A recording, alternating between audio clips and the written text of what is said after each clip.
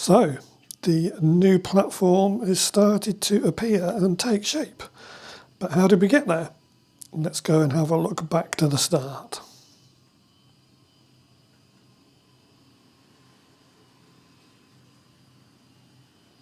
Hello and welcome back to Westbridge Model Railway, and this is my first update of 2026. So in this video I'll be looking at everything that I've been doing during January and February. The main project being I've started on the platforms for the main station, so we'll look at how I've been building those up and how far I've progressed with that. We'll also look at the extra platform stroke edging on the Heritage Line station. And related to that, also the Perspex barrier for the fiddle yard, where a lot of you were worried I might be losing trains over the edge there.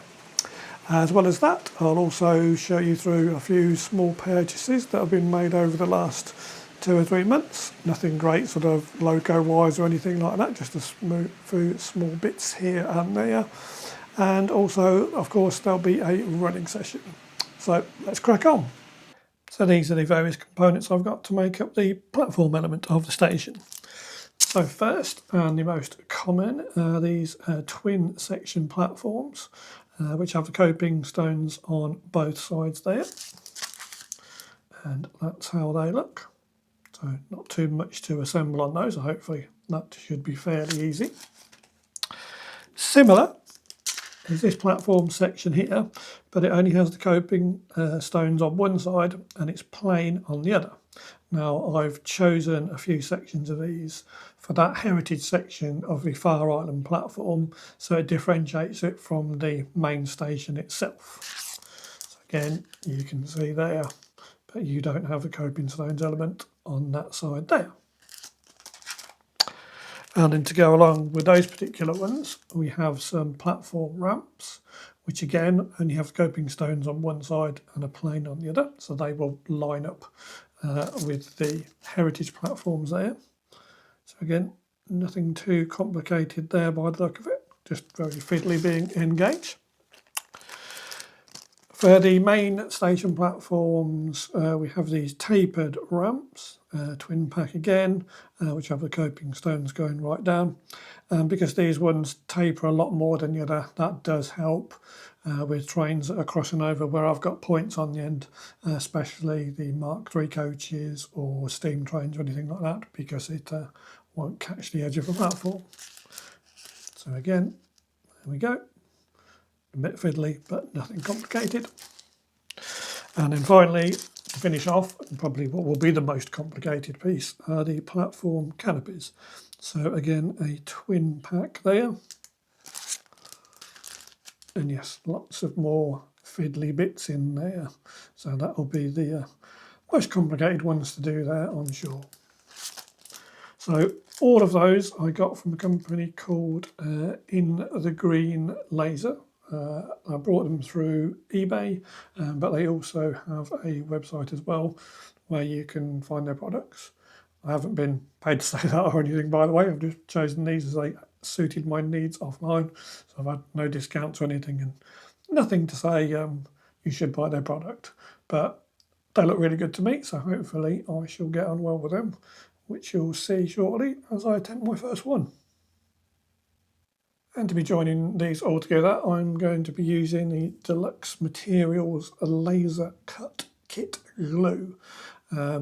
Seems to do everything I want it to by reading the details on the back. It's got quite a fine applicator underneath there I need to attach as well. So hopefully that will glue these together very nicely. So I'll just take a look here at the first one I'm going to do. So this is one of the twin platform sections.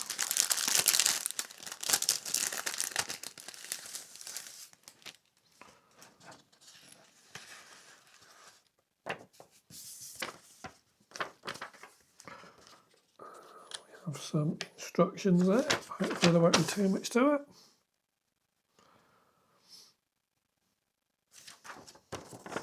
As you can see, nice and simple instructions there. Should be able to follow them hopefully. Right, always dry fit a piece to check its location before gluing into place, and use small amounts of glue only glue where parts touch, and for smaller hidden parts consider painting before construction. So yes, I will be airbrushing these when the time comes to it, but I will make them all up first and then airbrush them after that. So let's have a closer look. Okay, so having just read through that, laid the pieces out, I'll just show you a quick dry run of what they're saying to do.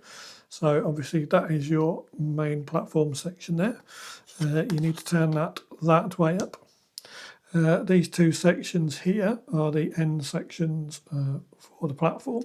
So obviously they have the brick side which you want facing outwards, and that side will be facing inwards. So you would then, because I'm not gluing these at the moment, one in there thus so, and then another one in there on that side. Obviously you would glue these in at this point. Then as they're sat up there, you then put one of the side sections in, which would sit across there. Then this odd section, which is slightly different, doesn't have any detailing on it at all. That then goes in the middle, again on its side, using the two holes in that. And then you would just be left with this one section here, which again you'd have the brick facing outwards, and then that slots on there, and then you would be complete at that. And then obviously you just repeat for the other platform section, and then you've got a pair done, hopefully fairly quickly. I do have quite a few of these to make. Platforms basically hold full-length HSTs, so yes, I've got quite a few of these to make. But yeah, I think I will crack on and have a proper go with the glue now, and we'll see what happens. Okay, so I've just watched a quick YouTube video. There is a QR code on the back there, tells you more about the product. Just a brief video, only about a minute, how to use it. And it does say if you keep a damp sponge nearby and then soak the tip of the applicator or leave it resting in that between gluing, that stops it clogging up. So I've got myself a little cup of water, sponge there ready for that. And also something which could be quite useful looking at that are these engineering blocks. This was another great tip from Charlie at Chadwick Model Railway. They're quite weighty. They're not too expensive, but I mean they're just lumps of metal. But they do give you perfect right angles all the time, and obviously you can use them for holding various sections up. So again, bought a couple of those off eBay. Hopefully they will assist me in holding this together as I start gluing it. Right, here goes then. This will either be as interesting as watching paint dry, or glue in this case, or I might just fast forward this and do a classic Blue Peter and go, here's one I made earlier.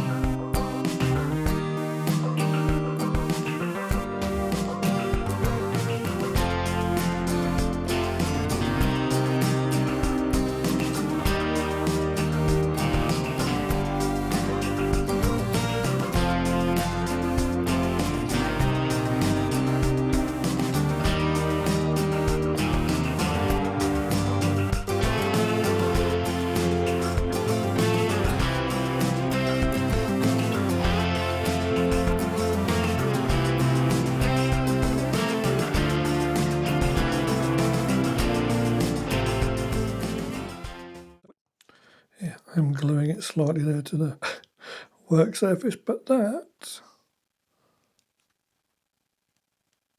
touch wood, no pun intended, that seems to have gone in pretty well. I'll just put a few little blobs on there to strengthen the joints, but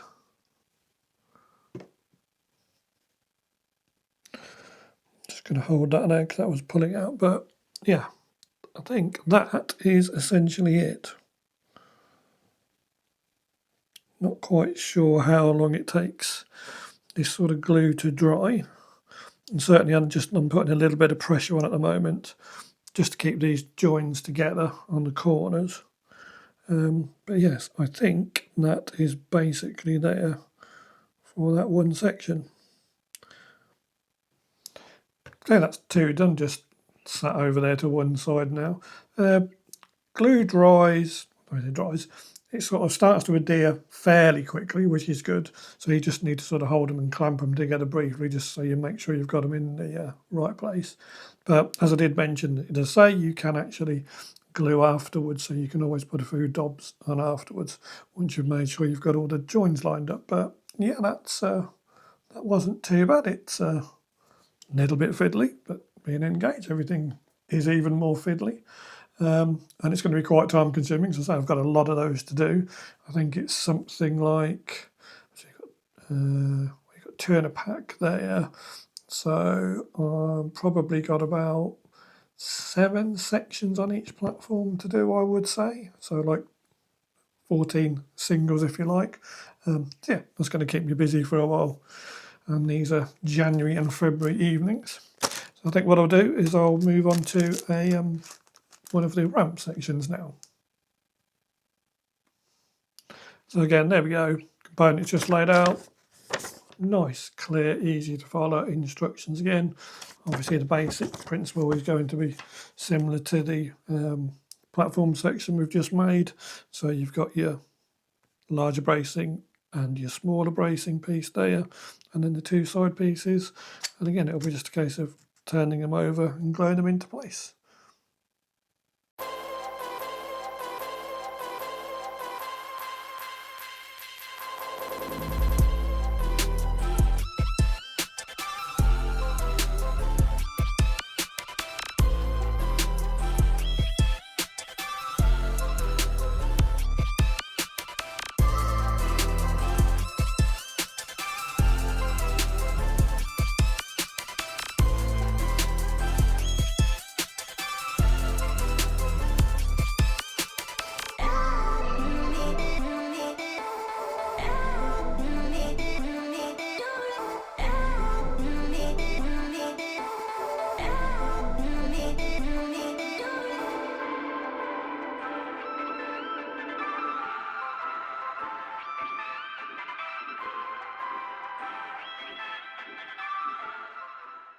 Okay, so that's 2 of those done.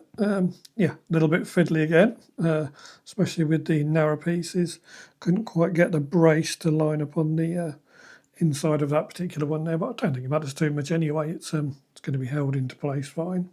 So all I'm going to do now, which I won't bother filming, is repeat the process with the single-sided platform ramp and the single-sided platform itself. So I'll come back to you when I've got those done. Okay, so how did that all go? Well, I don't think too bad for a first attempt.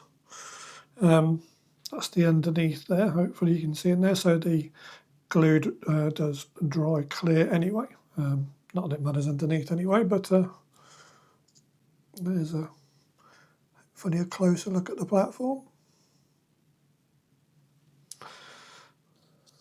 So yes, this will be a big improvement on the plastic versions. Obviously, once this is airbrushed up as well and with the lines and everything put on, they'll be much better. So yeah, I think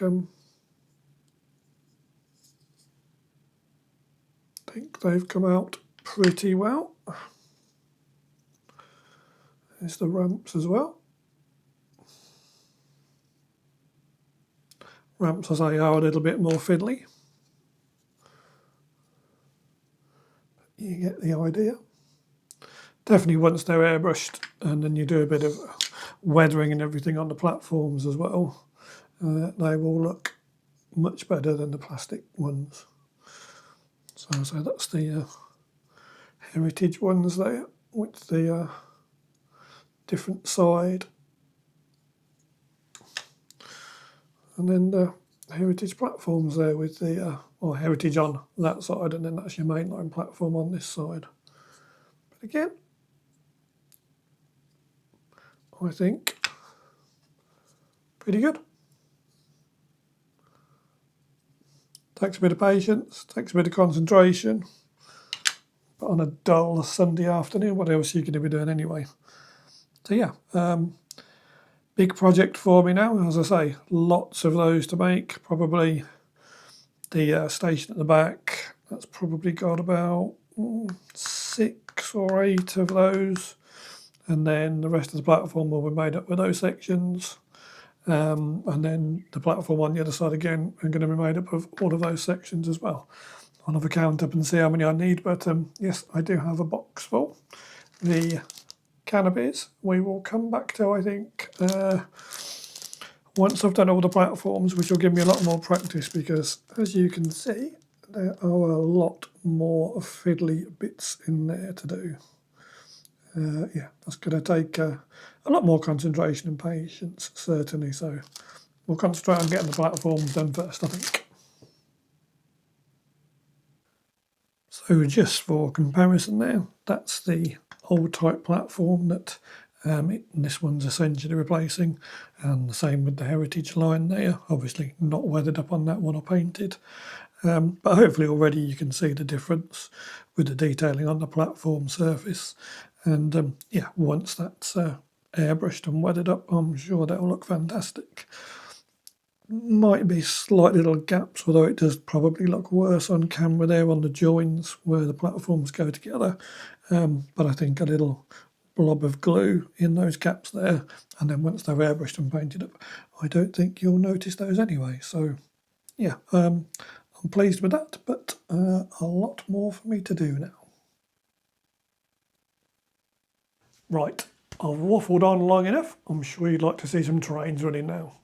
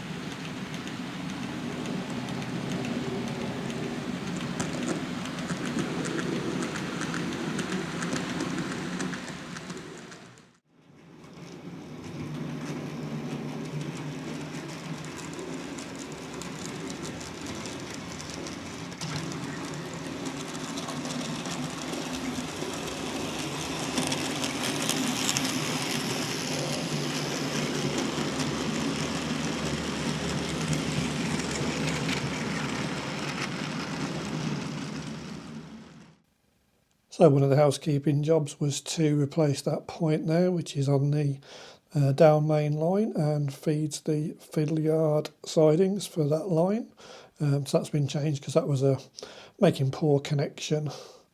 And then coming around, if you remember going back a while, I hadn't actually got one of those rails there in the fish plates, and that had been like it ever since I started the layout. And that was one of the first bits of track I did was this area here. So that has been aligned now, and that means now I'm ready to put the edging on this section here. So I purchased these from Amazon. They're just a pack of 10 Perspex sheets, A4 size, just 1mm thick. They call them crafting and painting frame glass, but basically it's an almost clear, not completely clear, sort of slightly frosted Perspex sheet. So it's only 1mm thick, and I'm going to cut these into strips, probably do 3 strips I would think, and then screw those to the side of the fiddle yard there to stop any trains falling over the edge. So there we go, that's all in place. I have left joins where the board drops to allow access into the centre, should I want to do that at some point in the future, but as I've said before, at the moment not a problem crawling underneath there, so I'm not actually using that at the moment. And I'll just put a little bit of tape on the top there, just to keep the various joins together, just take a little bit of the sharpness off, although I did file it down anyway. So yes, that is all in place now, and we won't have to worry about anything falling off the end. Not that anything ever had, but yes, it was always a chance, and I know a lot of you were worried about that, so you can relax now.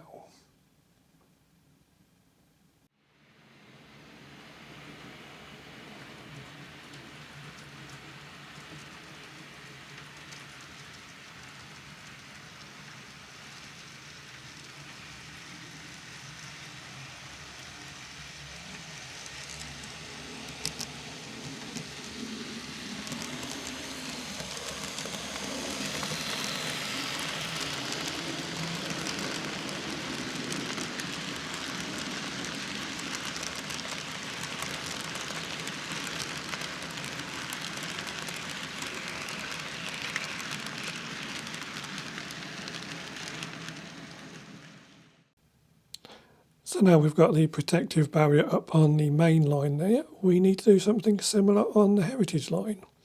So as I mentioned, my thought is here is to make a low relief platform which will be going up on this front edge here. And so for that I'm going to put up another piece of the sun dealer board and then fix a cardboard platform surface to it because it will be very narrow. So let's crack on with that. So I have this Metcalf card kit here, platform section, which does up to 7 feet, which is more than enough.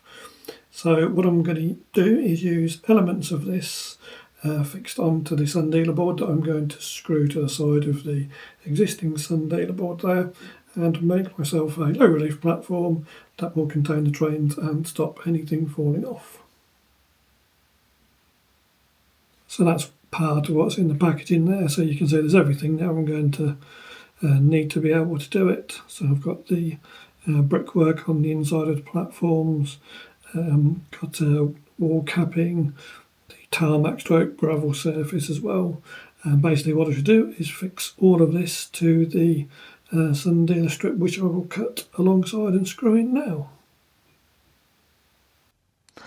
So a slight change of plan overnight as you think these things over and change your mind. And instead of going for the sun dealer board, I've decided to go for some timber and sort of MDF offcuts that I've got. And I'm going to make the platform edge and the little low wall out of that. So you can probably just make out there, I've cut off the end there, that's the platform section. And then these are the bits of fill-in wall sections. And what I'm going to do is spray them brown, I think, just so on the outside looks a little bit more earthy. And then obviously once they're screwed into place, I'll then add the platform edging stones or the coping stones for the wall on the top there. Might put some brick paper on this side afterwards if it looks better, and then I'll just need to put the inside of the platform edging on as well, which although you won't really see it, if I sort of put a camera in on the inside of the platform here, or run a train in with a camera on it, you would see it. So on the inside of the platform, that will be detailed on this section here. And then I'll just screw all those up to the side, and then we'll see what that looks like. So my timber and MDF sections have now had a lick of paint.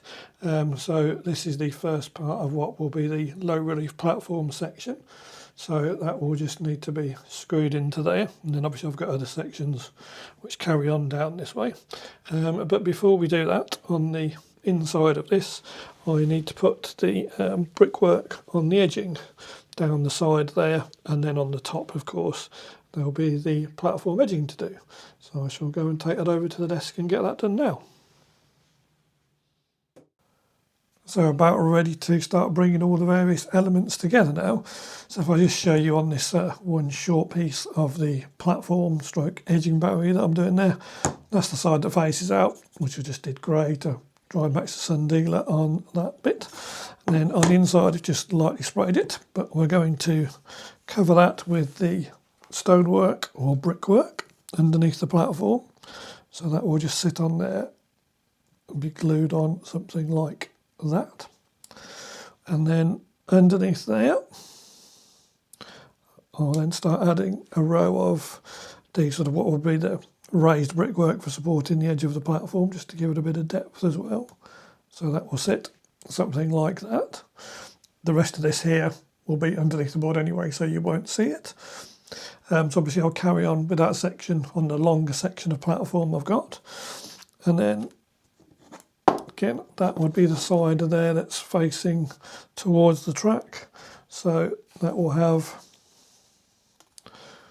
a strip on the top there, which will be the platform itself, and then there'll be the edging, which will glue on top of that, which has the white line and the coping stones, which obviously will just hang over a little bit.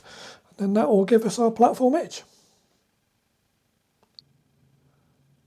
So there we go, that's the shorter end of the platform there. So hopefully you can just get an idea of how that looks. Not 100% perfect at all, and could certainly do with a bit of weathering to make it look a bit more realistic when I get going with the airbrush in the future. But at the end of the day, it was just done to make sure the locos are safe there and don't fall off the side or get knocked by people as they come into the room. And it was just serving that dual purpose, as giving me another platform for a bit of flexibility.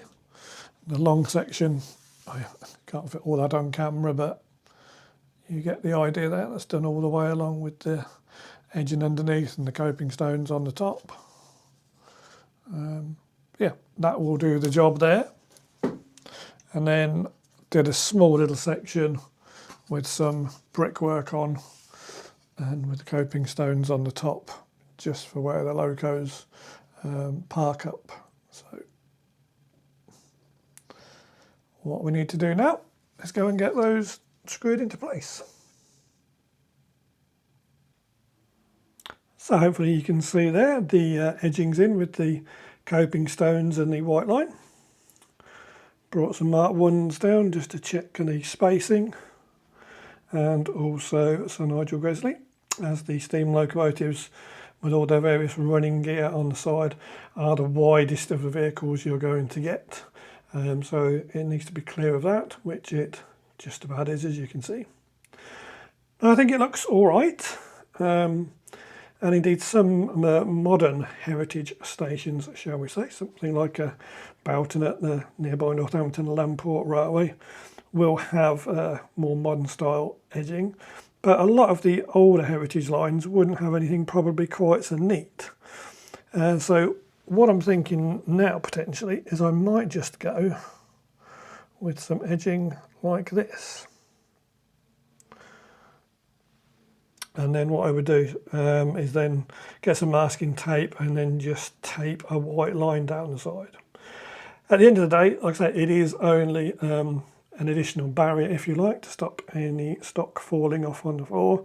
It's not going to be much scenic wise. Certainly there's no depth to it to be able to put any buildings or fencing, probably even people on it like that. And it is more, when you're coming down, you'll be doing a sort of photographing and filming from this angle. So I think what I'm going to do is put that plain tarmac strips down, and then we'll get some white lines on those at a later date.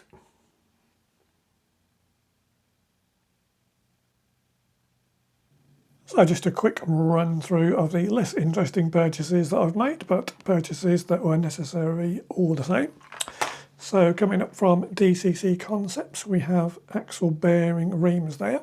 Do have an issue on some of the wagons, in particular the yeoman wagons and the blue sausage car carriers, but I'll look at wagons and what I'm doing with those in a future video. Also related to the rolling stock as well, again from DCC Concepts, is a back-to-back gauge there, which I shall need to use that and check a few things as well, I'm sure. And also from DCC Concepts, a jumbo track cleaner as well. They did have a 10% off sale on, so it seemed to be a good opportunity just to save a few pounds there.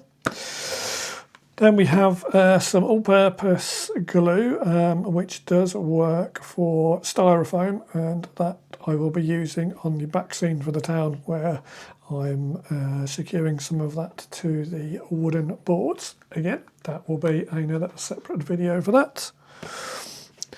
From Amazon, a quite cheap but good selection of acrylic paints there, 36 different colours.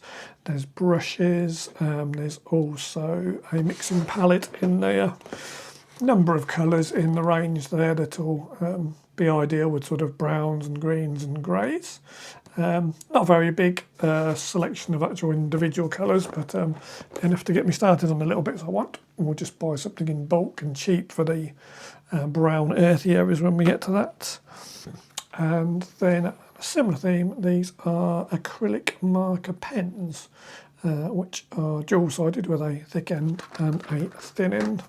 Again, there's a bit of a range of colours on there, but that's for, again, another little wagon project which I'll talk about to make sure I've got wagons running in the formations where they run best. So yes, those last two Amazon purchases, sort of less than tenner each, so certainly didn't break the bank, but all little jobs that I can get on with now. So I think that about wraps it up for this video. By the time this goes online, we'll be into March, so the days will be getting longer and hopefully the weather will be getting better. There'll be more things like diesel galas and charters running, and more opportunity to get out and film on the real railway. So hopefully I should be doing some of that, but I still want to keep ticking over on the layout, and there is lots to do still. I'm not sure where to go next with my plan. As I mentioned previously, the town scene is possibly one area. Now I've got the various pieces I need to do the board and make up the back scene for that area and start work on that. So that'll probably be something good to do. Also I've mentioned wagons as well. There's a few new wagons I've acquired over the last months, and particularly the Revolution Train blue sausage car carriers need a little bit of work because there's a problem with those where they have been put together incorrectly in some instances, and as of course it would happen, I have one of those particular sets.